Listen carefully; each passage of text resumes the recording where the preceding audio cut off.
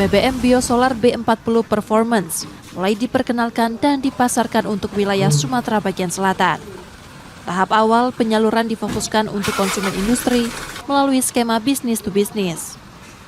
Biosolar B40 Performance dirancang untuk menjaga keandalan mesin industri, menekan penyumbatan filter, serta menghasilkan pembakaran yang lebih bersih. Produk ini dinilai lebih efisien dibandingkan biosolar B40 konvensional. Harapannya dengan menggunakan ini konsumen bisa mendapatkan benefit berupa efisiensi dari performance peralatan mereka dengan menggunakan produk BBM yang lebih berkualitas dari sisi B40-nya dibanding mereka menggunakan B40 biasa yang tanpa performance. Penyaluran perdana dimulai 26 Januari 2026 pada konsumen industri terdaftar.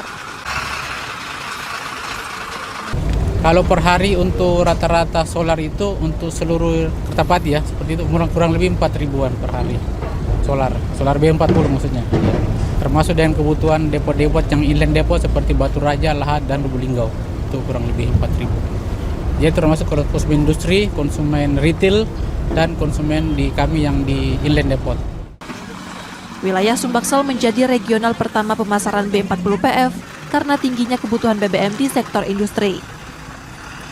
Tim Liputan Kompas TV, Palembang, Sumatera Selatan.